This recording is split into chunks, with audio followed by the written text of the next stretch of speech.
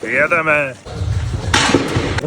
Kamarádi, bola raz jedna sobota, ja som nikdy v živote nebol splamovať a už dlho som to mal v hlave. Priatelia. Zistil som, že to nebude trvať hodinku, jak som si pôvodne myslel, ale tak 4 hodiny, to znamená, že mi neostáva nič, len skorý ranný budíček. A viete, ako hovoria dievčatá na Instagrame, pane Bože, ja som závislá na... Konkrétne ja som naozaj závislý zo ženou na týchto čokoládových mliečkách. A poďme rýchlo cvičiť, teda pokúsiť sa si neublížiť.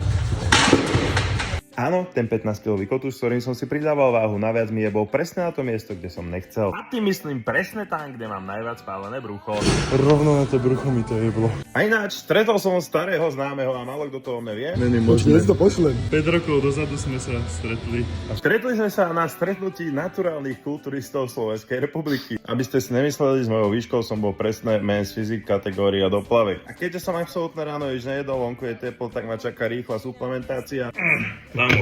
Vamos ale Trakovice, lebo o 40 minút odchádzame do Sokoloviec. A ináč v Trakovicách boli čo? Hody. No a počas týchto 5 km trápila jedna jediná otázka a to je nie, že kedy to skončí, lebo to už ma prešlo dávno, aj keď sám sebe stále neverím, že jak ma to môže baviť behať, ale to, či radšej sa osprchujem, alebo vykonám potrebu. Packa od slnka. A ako som sa rozhodol, si necháme už na domyslenie diváka. Sme tady. Mehalko. A parísky šalát od Gašparíka musím dať veľký shoutout, už niekoľko rokov ho kupujeme celá rodina. A ide sa na vodu. Krásne, to mi spraví Riťka dneska. A z týchto kombinácií, čo budeme na našej lodi rybárskej dávať, to bude zázrak, keď sa to nestane. Žide. Môj ujko Martin, Helenín, jediný plešatý syn z 3. Pozor na meniskus. To je pravý morský vlk, Jack Sparrow, Šulekovská verzia. Aj bodky do vodičky si dal. A ináč, on nás vlastne zavolal na tento výlet. Krásne. Na zdravičko, drakari späť. Sem tam stretneš nejakých rybárov, musíš sa vyhnúť silónom a budeš v pohode. Ale voda je inak kľudná až moc, sem tam táto trošku zrýchli, ale ozaj sa skôr narobíš na tom člny a oľutovali sme, že sme nemali paddleboardy. Na Jimbime sa ináč dajú kúpiť a asi to aj urobím. Dal by si resanku.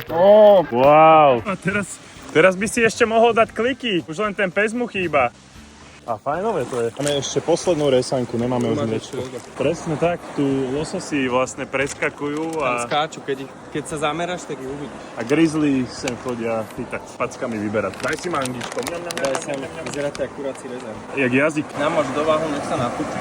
No a ďalej už došiel pán herec, išli sme na grejb, ale o tom v ďalšom videu možno. Každopádne trasa Sokolovce a Lohovec je krásna, len tak trošku pomalá a odporúčam paddleboard.